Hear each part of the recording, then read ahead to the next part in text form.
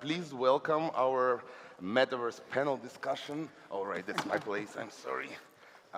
Let's welcome our speakers today. Thank you. I'm going to be moderating this panel discussion, but I'm also going to be actively participating in it because I have a lot of ideas, and the product that we are building is actually all about the Metaverse. So please, guys, introduce yourself and just say a couple of words about yourself to the audience. Ladies first. All right. So, hey again.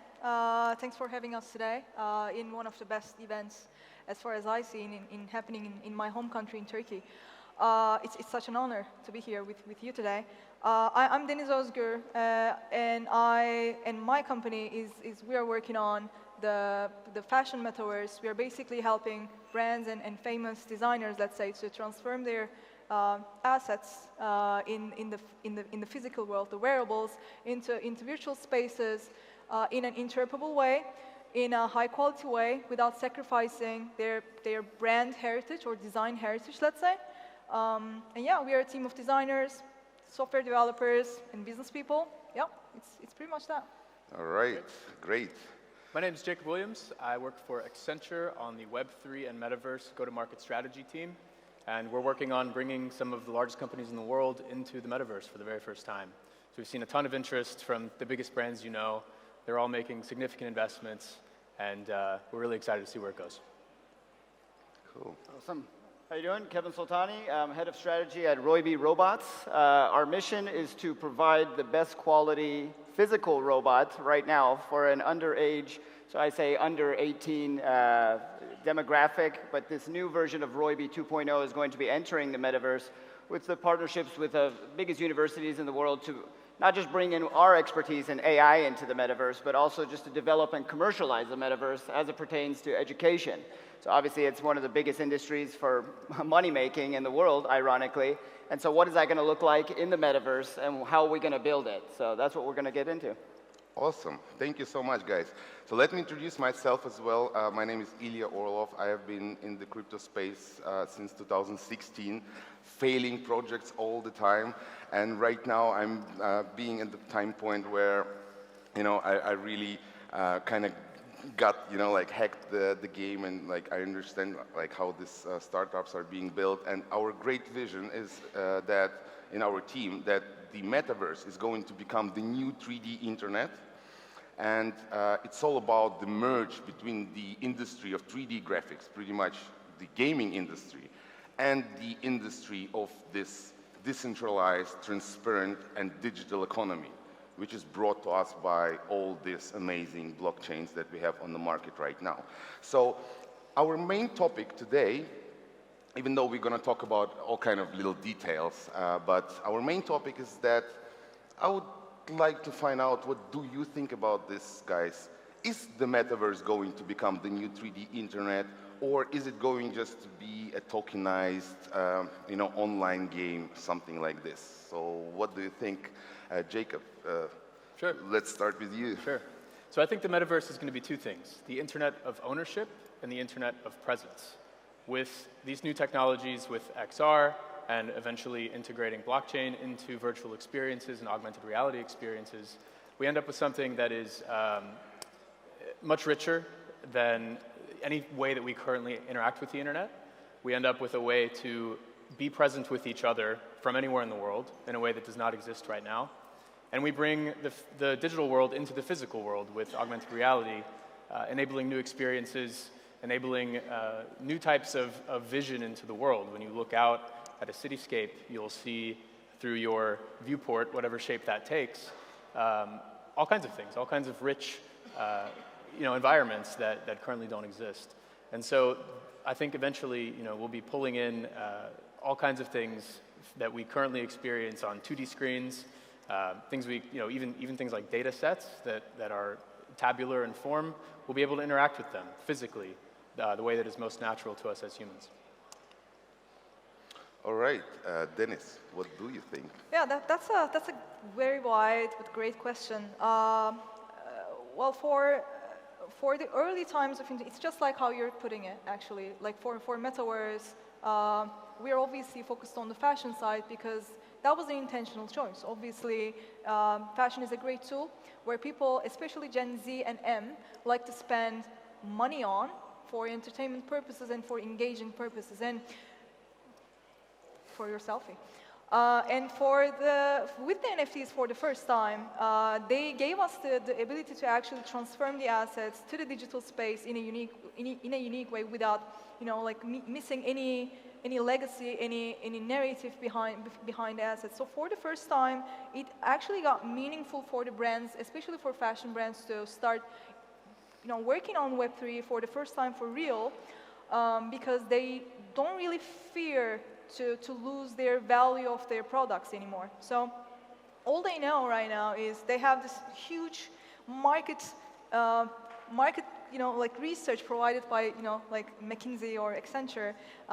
They know that the gaming market is the one of the fastest growing markets with the existing game skin market that is already on Web2 and fastly growing. And it's a market that already shows, or that's the biggest, sign that people already love to customize their digital identity. They see that as a value. Actually, like the funny thing is, in the gaming space, it's been put by McKinsey that in the September report, people like to change their clothing. More than like 50% of the people like to change their clothing in every 2 weeks in Metaverse because of the several reasons. Because they want to upgrade their items, or they want to have this different looks and more like strange look, crazier looks in Metaverse. So it's a great tool for us to actually bridge fashion industry with gaming industry, and also like utilize the Web3 world with all the financial tools and everything, with tokens and everything, create all the right tools, not only to like transform these designs into Metaverse, but also create the loyalty programs around the brands, like between the brands actually, and make something meaningful out of the Web3 technologies and the financial advantages that it's bringing. So I really truly believe that it's going to be the future of at least starting from fashion industry, but it's going to be the future of our living space, the understanding of the living space at least. All right, Kevin, what about you? What do you think? All right, let's get interactive here. It's the morning, right? Or I think afternoon now. But how many? Raise your hand if you have a son, daughter, cousin, anybody under the age of 10 years old in your life. That should be almost everybody. A cousin, a daughter, a next door neighbor. That person, that young girl or boy, will be spending more money and more time in the digital world by the time they're 18. That's 8 years away. I'm not going to say even my age, because that's twice their age and a half. But I'm going to make a little prediction that says by the time they're 18, they will spend more time and more money on themselves in the digital world than in the physical world. That comes down to interactivity and commercialization. So money and time. That's just the formula for everything in capitalism that you want to buy, sell, interact, transact, or otherwise. So like that young boy or girl, so what does that mean to me? What does that mean to you? I'm not 10 years old, right? What is it going to mean to a 50, 60-year-old right now that might be feeling left behind? So this word Web3 comes in, right? We've forgotten about people as we came into Web3. An older demographic person has nowhere to live, shop, play, work in Web3. So if the metaverse is supposed to be Web3, it's definitely not inclusive right now, right? So money and time, going back to commercialization and your time, what are you going to do there? If you're a retail shop, that's quite easy, right? But if you're a doctor or a lawyer, you're starting to feel, what the heck's in this for me? So again, if you look at your time, if I can build metaverses, if I can give you experiences that, for a doctor per se, you get one more appointment each day because you're asleep at Sunday at 3 in the morning. If you're a private banker, that's even harder. How are you supposed to close your doors to the world in the physical world, which happens every Saturday and Sunday? The metaverse allows you to take advantage of that time back, which means you're going to be able to commercialize that time. Now, this might seem very capitalistic, and you might say, look, it's not all about money. Okay, let's talk about time then. Your time, again, the prediction is that more jobs will be created ever in human history in the digital world. Right now, we have people working in the metaverse, literally working 8-hour shifts in the metaverse. So those people that raise their hands, sure you've heard of Roblox, right? your son, your daughter, your cousin, 110% is interacting with Roblox. So all we need is the people here and the people in the room to start interconnecting with each other. Now, interoperability is a whole other mess we'll get into, but time and money, you will spend both more in the digital world. You call it Metaverse, call it Web 2.0 assets, 3, whatever the buzzword wants to be. That child will 100%, and everybody in this room, I'd say over 70, 80% of your time and money will be spent in the digital world. Yeah, from some point of view, we are already living in this metaverse, but this digital space that we are using every day, right? We are waking up and we are like, turning our phone on. We already have our Apple Watches, which are almost integrated in our body. And very soon, yeah, all right, Nice. that's even better. Aura Ring, right? Or something like this.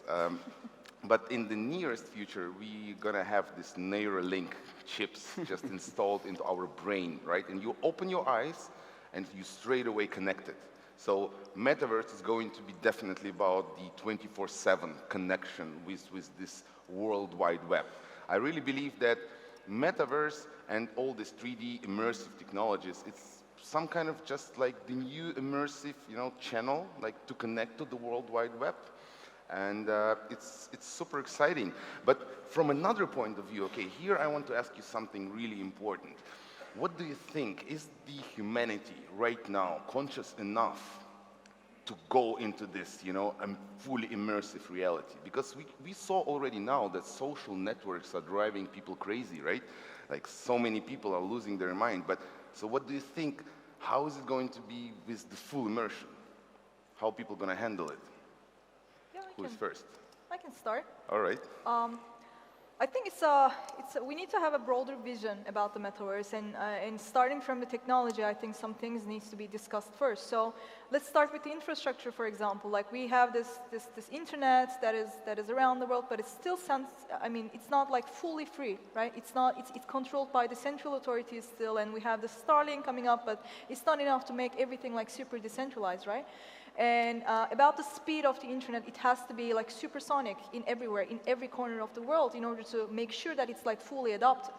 And like a layer on top of that comes the hardware. So thinking about all the VR sets right now, it's not very comfortable, I must say. Like you should be agreeing with me. Like after 20 minutes, it's like for me, like a gamer, like I'm fully like a nerdy person that tries everything, any experience in the virtual space, right? It's not very comfortable, even the best ones, even the most updated ones. So if we want to make sure, I think we need to have, like before we dive into all the like metaverse features and metaverse designs, which is quite important, and to be honest, this is what my company is working on right now, but I think we need to make sure that we have the right tools to make metaverse adaptable from a child that is just born and to someone who is like 70 years old, and it has to be like very intuitive for everyone.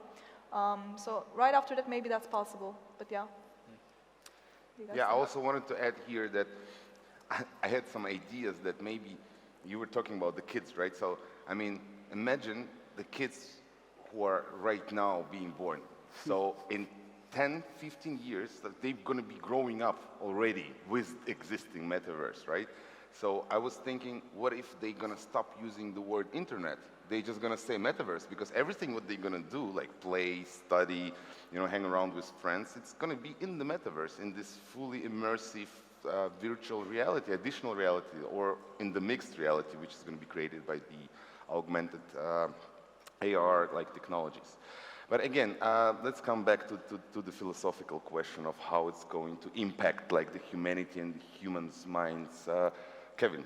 Yeah, I think the cliche is that we're becoming farther away from each other. So COVID definitely expedited that. Travel's become very difficult. I don't think it'll ever be the same. And we have become a little farther in the respect of emotions, human emotions. We're trying to now think, is this person on my level? Definitely financially, because of the world's economies all around the world, it's getting tougher and tougher. So these kind of layers are being put on us.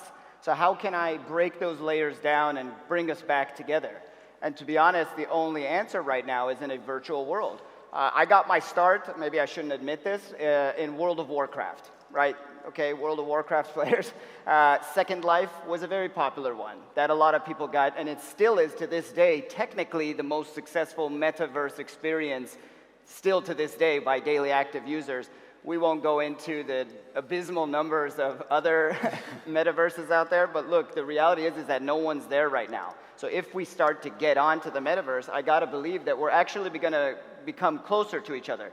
Just a little plug at Roiby, that's what we're building, is edutainment centers. We started off by under 18s, now we're over 18 into the college and university market. I'm pretty sure if any college students in the room right now, half of your class are online anyway. Right? Half of our meetings are online or in the remote world anyway, right? So we're already removing ourselves because it's a choice that they're giving us and we're going to take. Hey, stay at home and work, stay at home and do school. Yeah, okay, that seems a lot easier, right? So if we just add the metaverse in there with your avatar, first person, third person, whatever you want to do, I'm not going to force that upon anybody. In a hyper-realistic world, I cannot have metaverses with avatars that you get to customize your face. I'm sorry. I need to know who I'm speaking to. So again, for the first time, I believe the metaverse is also going to introduce a true KYC. I got your KYC, I know who you are, Jacob, great. But if your face isn't this face, I'm not going to send my child to that university, school, tutoring, doctor, anything, right? It may be fun for games, but for retailers, the Balenciagas, the Gucci's, how are they going to want to talk to their premier customers, premier bankers, billion-dollar transactions? They need to see you. Right, so again, just to answer it and bring it back is that I think the metaverse will bring us closer to each other, whereas the world right now, as we think, is separating us much quicker. To be honest, my personal vision is that how I see the whole, situation right now, like Web3, it's the community and some kind of ideology which has connected this, community of developers and believers, and together we are building this new internet, which is going to be the metaverse. So Web3 is the industry where the metaverse is being created. And at the end of the day, metaverse is going to be a mix of 3D, live rendered virtual worlds with full immersion, together with the persistent economy. And of course, a little bit of AI, because AI is going to add some magic.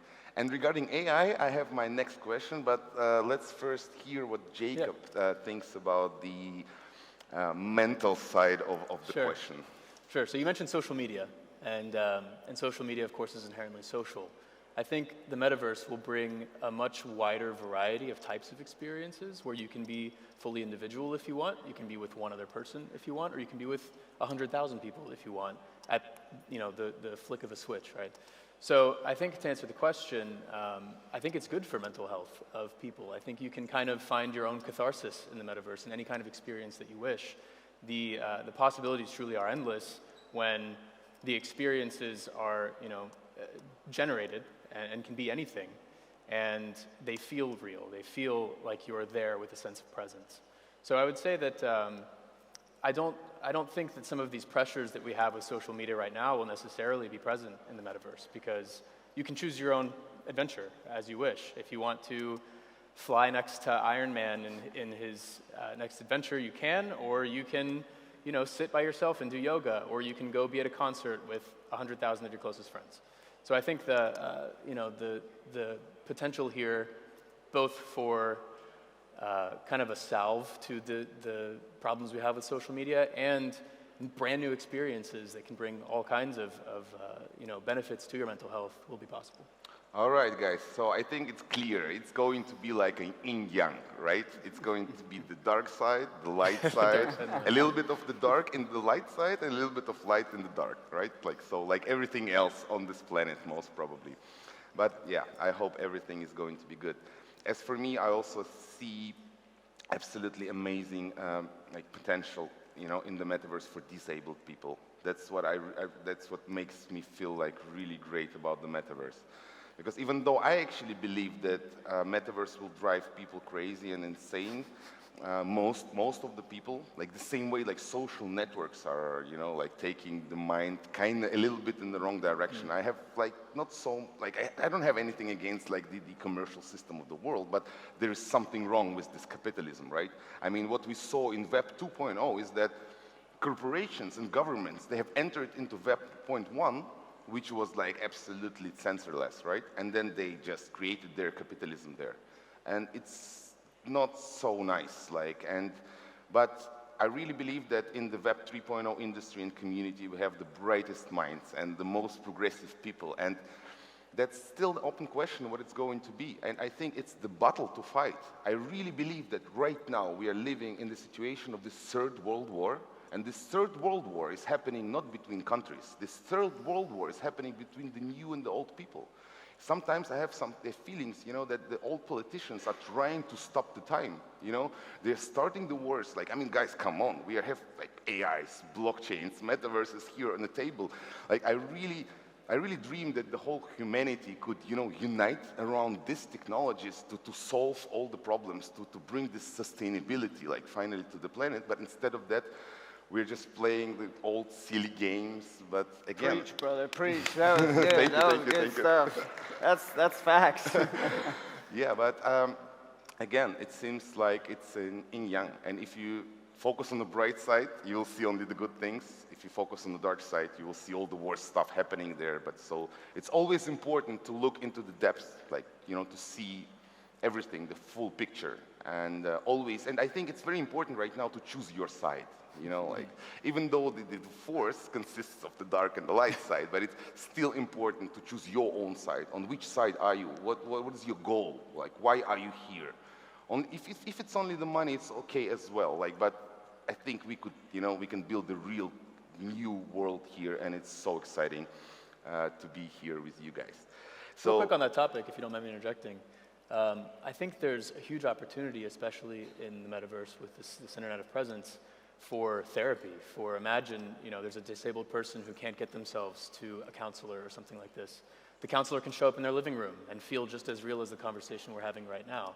In fact, I believe the fidelity will be identical to this experience right now. At speaking distance, you won't be able to even see that you're not talking to a real person. I think that's massive. I think the human presence, the minutia of your expressions on your face and your body language, all of that translates in a high fidelity metaverse. And I think the applications there are pretty limitless. All right. Thank you so much, Jacob. That's an interesting idea. So my next question to you guys is about AI in the metaverse. So pretty much, there's like one of the descriptions of Web 3.0 is actually the mix of machine learning, artificial intelligence, and the blockchain. So, as you all know, artificial intelligence needs data to educate itself, right? To learn. So, blockchain as an open database, right, like which is accessible by anyone, probably is going to become the source of this data. And so ML is going to make the AI like super powerful, and like we're going to see all databases like trying to become open, following, you know, the blockchain concept. So the question now, what do you think? How is it going to be that, like, imagine, like, you enter the metaverse and there is this AI, and AI knows everything about everyone, about you, about your history, about everything else. So, and this AI can also talk to you, like the same way as Siri does, but this AI is super intelligent. This AI can answer any of your questions. So I had like some kind of like a vision, you know, like some kind of an insight. I thought, because the humanity is not conscious enough right now, and people are trying so hard to stick with old religions. Very often we see it all around the world. Like you know what I'm talking about, guys, here in Turkey and in Russia. The same situation is happening. Our old president is trying to use the old inefficient like religion, you know, like to solve the problems, but it doesn't solve anything, right? It doesn't answer any questions. So my idea was that imagine that AI is going to become like a god for the humans inside the metaverse. So because this voice is going to know everything about everyone, and it's going to be like the essence of all knowledge of the humanity, how are people going to treat it? Because we have two types of people, right? Educated and uneducated. So what do you think? Like, are they going to be, how is it going to be?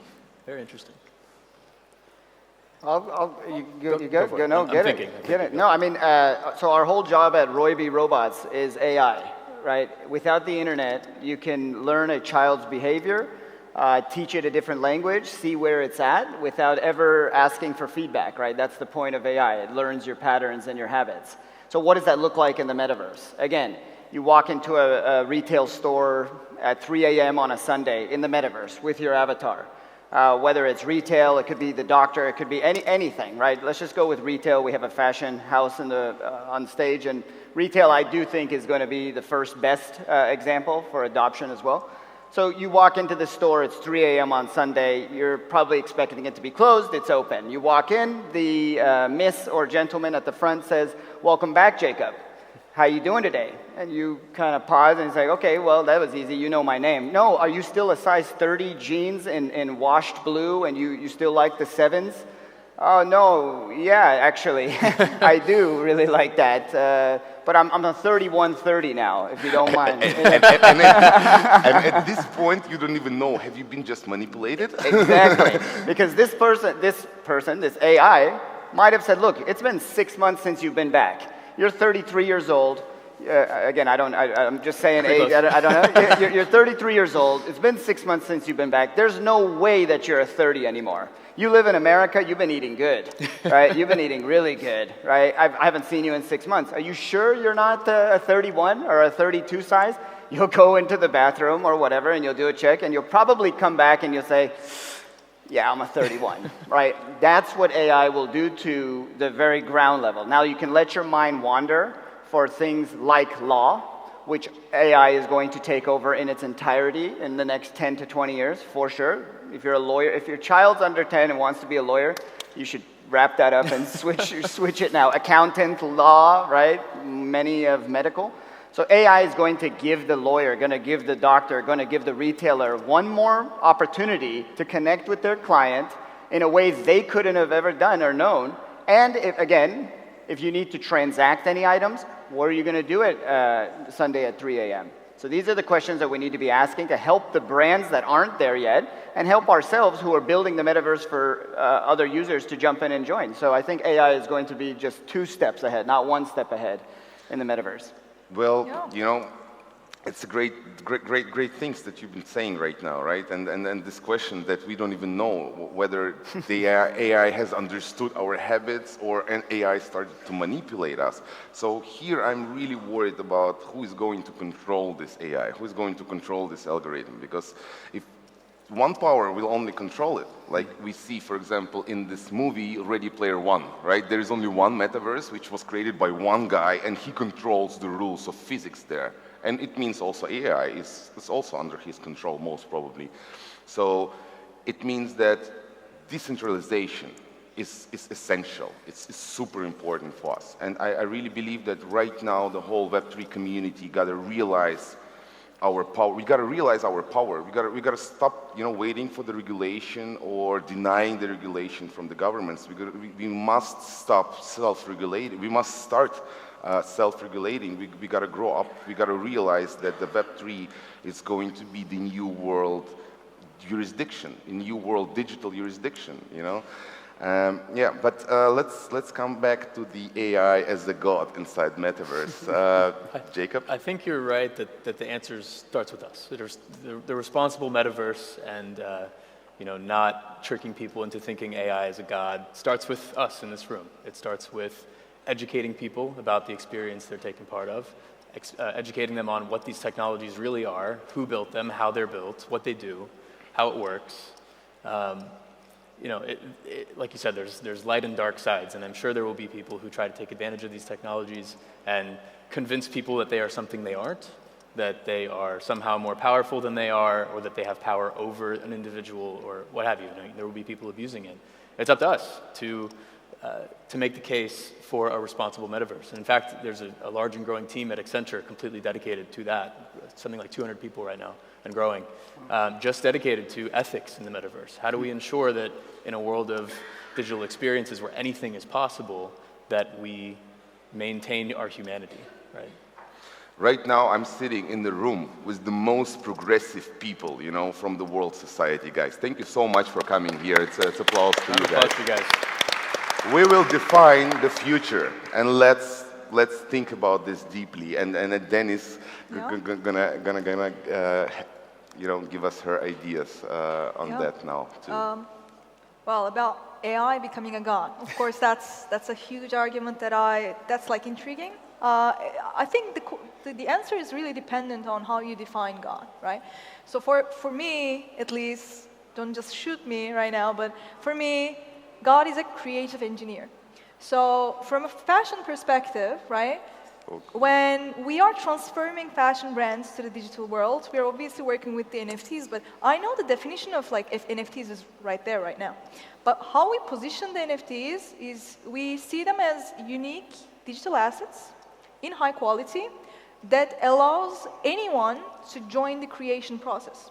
So basically what YouTube did to TVs like 10 years ago by having like global international creators around the world without any disabilities, regardless of their disabilities or their nationalities or languages they were, like nothing really matters, right, in YouTube. So with that speed of creating content, with that amount of creativity and imagination involved into the media creation process, we know how that is working right now today. We don't watch TVs anymore. Even Netflix is like slow for content generation, right? It's not sustainable. So what is sustainable, starting from fashion industry and for all the other industries, and that can also be car industry, for example, or I'm pretty sure that the next rocket to the space will be designed in Metaverse because NFTs, we have the Metaverse qualities, the plans, the technical plans and textures and everything, all the details replicated in the virtual space, thanks to NFTs, right? So right now, what we are like, starting small, what we are doing with the fashion brands right now, we help them to create this 3D assets, and we call it, design contests in Metaverse, basically. Everything starts with like small steps. And then we allow them to work with all the independents, attendees of the Metaverse, and these people can be the potential hires of the fashion brands. Everything starts like that. But what our aim is, we like outside of fashion, for every brand that we work with, we will be basing everything on the creativity perspective, and like AI will be on the center of it because we can involve as much people as possible to the Metaverse as our attenders, as our players, and they can make money. Like as you mentioned, like they will make career out of being a creator in Metaverse, but outside they will also get the supports in the first phase from AI. And then after some point, we'll see AI coming up with, amazing, like we have already seen, Fidenza or some other NFT collections making amazing jobs, like creating amazing things. So yeah, that would be. It's so exciting. Just imagine, guys, like this time point when the AI is going to become powerful enough to make all the decisions, like especially big decisions, way more efficient than humans do it. Because right now we can see that, like, national governments, what they do is super inefficient. And every time there is a market crash because someone was like, stealing or spending around, and all these systems, they're based like on this non-transparent, databases, which is the worst thing. But at some point, we're going to see this AI making all the decisions better and pretty much just taking over the control of the humanity. So we're going to see definitely AI becoming the world government. And probably also like it's going to be like a second coming of the God, which is created by our own hands. So, but I just to end it up, like, what if there isn't one Ready Player Me? Ready Player One. Me is the avatar. You can go make your own. What if there's 100 or thousands of metaverses that equally do so? There's an education one that might be the leader in education. Just like how we have in the medical field. Just let's stop here. So will each one self-govern? It's a great question, what you're saying, but I think we don't have too much time, but it's a very important thing. So thanks for starting this conversation.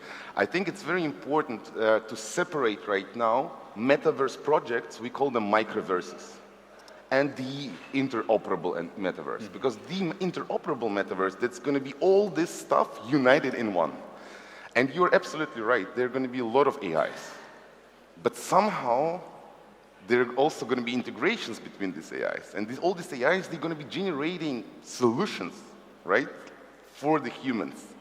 So at some point, I think it's all about symbiosis of the biological bodies and the technologies And as I said before with Neuralink, at the end of the day, I think we're going to become the one, together with the technologies. I also believe that the immortality of the humans, because since always humans tried to become immortal, right? We saw that and we see it right now happening as well. And I really believe that the immortality of the humans is lying not in the biological space, but in learning how to take our consciousness inside the computer, inside the machine, and to become immortal inside the metaverse. So we are actually almost ready. Do you guys have anything to add, maybe, to this topic? I think everybody should be aware. If you don't have an avatar, get one. If you've never joined a metaverse, join one. If you've never done anything and this is all foreign to you, learn about it. What you're going to see happen is after the dot-com boom, it took about 7 years for people to say, do I still need a website? Like people were still asking that in 2005, 6, 7. And then that quickly changed, very quickly. I would argue that we're not in Web 3, it's a buzzword, and we're at Web 2.5, that's another buzzword. So figure out how to be a part of this 2.5 before it gets to 3. Absolutely. Last thought for me is that this is the closest thing we're going to get to Doctor Strange's multiverse. And that's extremely cool to me, to be able to live any reality in our lifetime. It's the first time that it has ever happened to humanity. And I think we should all think bigger about it. Think about what you want your universe to look like. You can live that. Yeah. And for me, I emphasize the importance of creativity. If you're a creator, if you don't know, like it was an issue before to join the Web3 world, like people were unsure because they were engineers.